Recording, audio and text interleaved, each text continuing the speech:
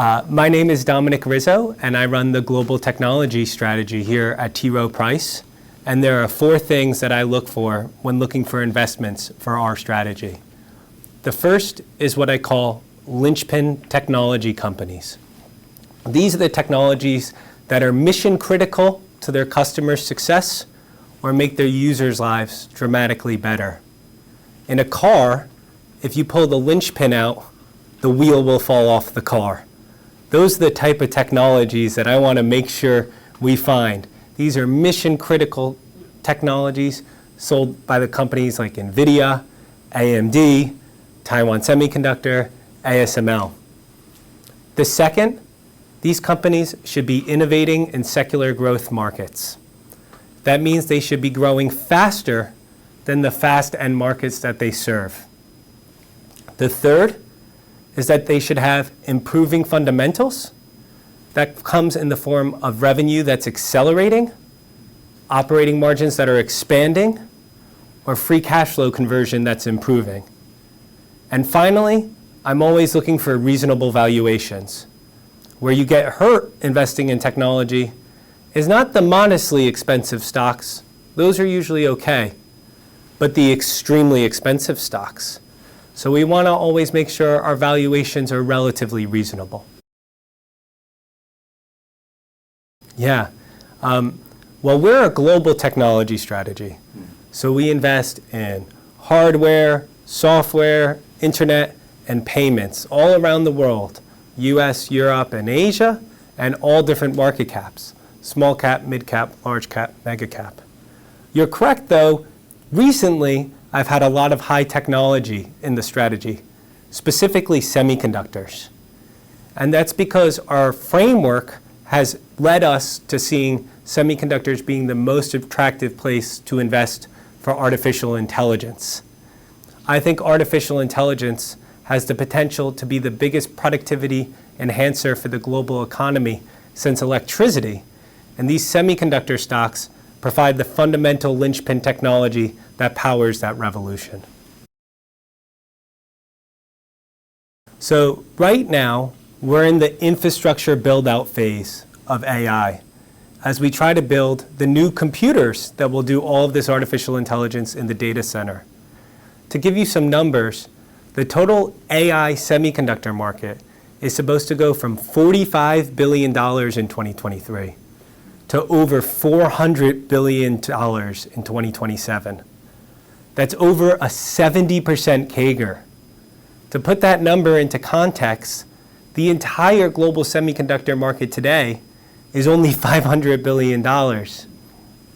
So that puts us on a path to $1 trillion semiconductor market within the decade. The winners in that are the likes of NVIDIA, which the market seems to be catching on to, but when we started investing in the stock, it was much earlier than most. And we've seen their earnings increase dramatically. So if we go back to December of 2022, right when ChatGPT was launched, people thought that NVIDIA would earn roughly $5.50 in earnings in fiscal 2025. Since then, that number has increased all the way to $25 in earnings because of the power of artificial intelligence. AMD has the potential to be a real second source to NVIDIA in the data center. These chips will be designed on software from the likes of Synopsys and Cadence. They'll be manufactured at TSMC on top of equipment from companies like ASML. So the entire semiconductor market will really benefit as we go from a $45 billion AI market in 2023 to a $450 billion market in 2027. The next area that will really benefit is the software layer. As we introduce this great productivity technology to enterprise users and consumer users. And I'll give you an example that just came out today. Klarna is the buy now, pay later company in Europe. And they introduced ChatGPT functionality into their customer service. What happened? Wait times fell from 11 minutes down to 2 minutes in order to get a problem resolved. We saw that artificial intelligence take on the workload of roughly 700 different customer service representatives, and the amount of repeat inquiries fell by 25%. So people got the answers that they were looking for, much more than in a traditional call center environment. Finally, satisfaction rates for the artificial intelligence and the humans were already the same today. And you can imagine that that will get a lot better over time. I'm most excited about co-pilots and large language models being introduced into our daily lives. Within this year, I think Apple will launch a large language model, probably in the summer at their Worldwide Developer Conference. And that's when we get to see the most exciting part of AI, which is the true personal assistant. The personal assistant that's like a friend or even a pet, which will likely lead to an upgrade cycle for Apple on the hardware side as people get excited about trying this new technology. So whether it's in the consumer applications or the enterprise, I think AI is going to proliferate many parts of our daily life. If I put some numbers around the Mag 7, the Mag 7 trades at roughly 25 times earnings if you look out 2 years.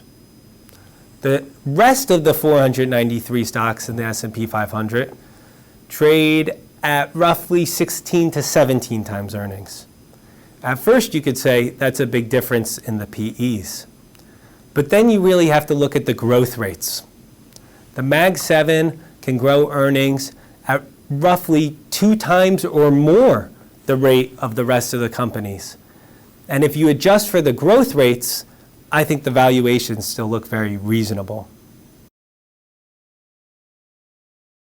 So within IT, the 2 areas that I think are most exciting are the digital semiconductor ecosystem and the Mag 7.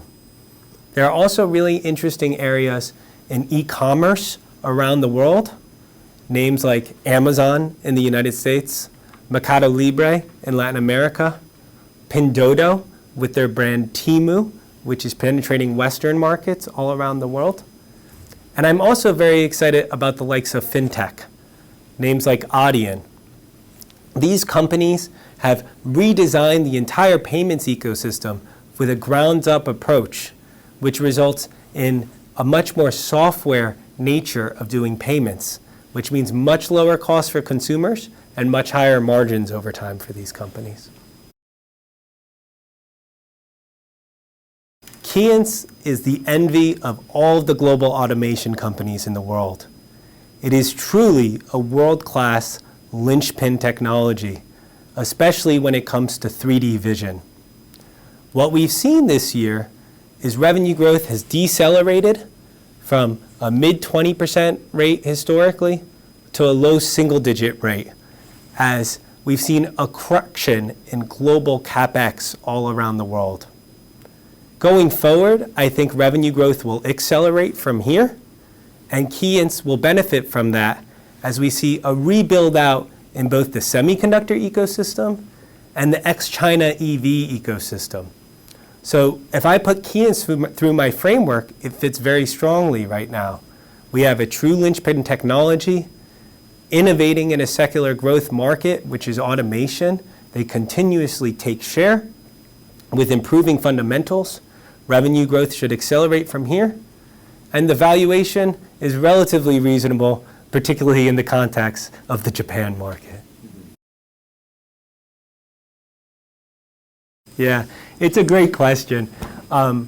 So as strong as the performance as our strategy has been, one area that I did miss was the run in the Japanese semiconductor ecosystem. Japanese semiconductor companies such as Tokyo Electron, Disco, Advantest are truly world-class in terms of some of the strategies that they implement in the AI ecosystem. Oh, I have the best job in the world. Being the global technology strategy portfolio manager, I get to travel all over the globe, looking at some of the most exciting technologies around. I think that being a good portfolio manager requires deep intellectual curiosity, exciting things to learn, whether it's semiconductors or software or payments, is because they're always changing. And that's probably my most favorite part of the job and why I got into investing in the first place. I love learning about new sectors and new technologies, and I get to do that every day as the global technology portfolio manager.